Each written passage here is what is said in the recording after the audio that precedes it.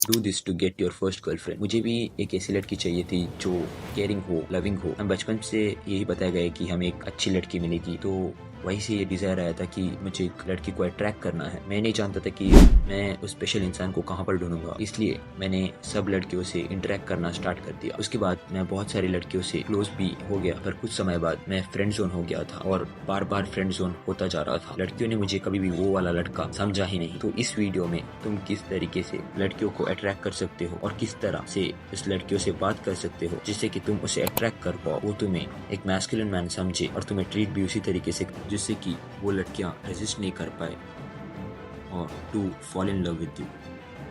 Fourth point सबसे important point होने वाला है, तो उसे बिल्कुल भी मिस मत करना।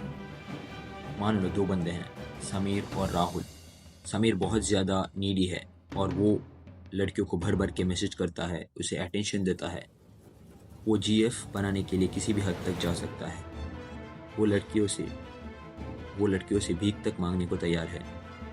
और दूसरी तरफ है राहुल, जो कि एक मैस्कुलिन मैन है। फीमेल लड़कियों से बात करने के लिए बात करता है। वो फीमेल साइकोलॉजी को समझना चाहता है और उसका मेन गोल है कि वो अपने आप को लाइफ में इम्प्रूव करे। वो लड़कियों के लिए नीडी नहीं है। अगर लड़कियां उसके साथ है भी या नहीं भी, उसे कोई फ़र्क नहीं पड़ता। वो सिर्फ और सिर्फ अपना बचा हुआ समय फीमेल इंटरेक्शन में गुजारता है। तो आप ही बताओ, किससे ज़्यादा लड़कियां अट्रैक्ट होने के चांसेस हैं? आंसर बहुत ज़्यादा सिंपल है, क्योंकि है राहुल। क्यों? क्योंकि वो नीडी नहीं है।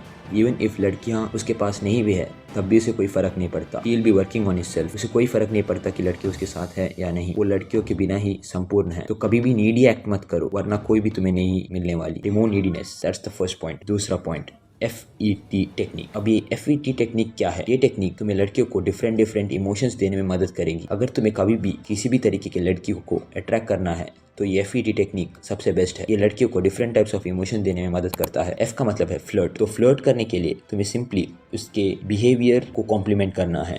सिंपल कॉम्प्लीमेंट्स दो बिहेवियर के ऊपर, दैट्स FE। एग्जैजरेट, यानी कि कोई भी छोटी चीज को तुम एग्जैजरेट कर देते हो फनी तरीके से, जिससे कि वो फनी लगे। तीसरा है टीज, यानी कि तुम उसे रोस्ट या डिसएग्री करो। अगर तुम ये FET टेक्निक का इस्तेमाल करोगे तो तुम उसके इमोशंस को हुक कर पाओगे और वो तुमसे एडिक्ट हो जाएगी। मान लो समीर और उसकी एक फीमेल फ्रेंड कॉफी शॉप में जाती है और वहाँ पर जाते ही काफी अच्छा माहौल है, पर समीर की फीमेल फ्रेंड कहती है इसे कॉफी बिल्कुल भी पसंद नहीं। उल्टा उसे जो भी बर्गर KFC की जो भी दुकान होती है वो उसे काफी ज्यादा पसंद है। वहीं पे समीर को लगता है कि उसे भी उसकी हाँ में हाँ मिलाना चाहिए, जिससे कि उन दोनों की काफी अच्छी बॉन्डिंग बनेगी। तो वो कहता है कि हाँ, मुझे भी बर्गर की शॉप बहुत ज़्यादा पसंद है, मुझे भी कॉफ़ी बिल्कुल पसंद नहीं है। जबकि आइडिया तो समीर का था कि वो कॉफ़ी शॉप चले। असल में से कॉफ़ी बहुत ज़्यादा पसंद थी, पर वो अपनी बातों को सिर्फ एक लड़की के कहने से चेंज कर रहा था। वहीं पर दूसरी तरफ राहुल और उसके एक फीमेल फ्रेंड भी इसी सिचुएशन में होते हैं। वहीं पर समीर जिस सिचुएशन में था उसी सेम सिचुएशन पे। तो राहुल जो कि एक मैस्कुलिन मैन था, वो कहता है, राहुल डायरेक्टली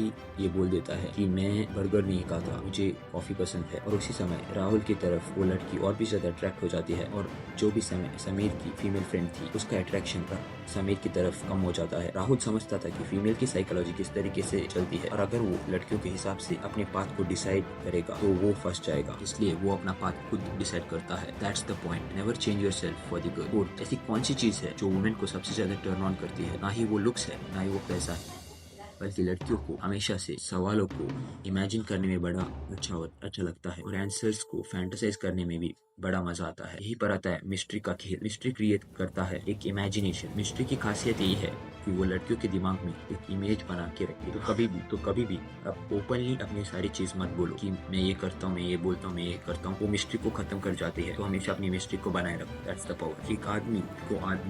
एक आदमी तभी माना जा सकता है जब उसके पास ये वाली चीज हो।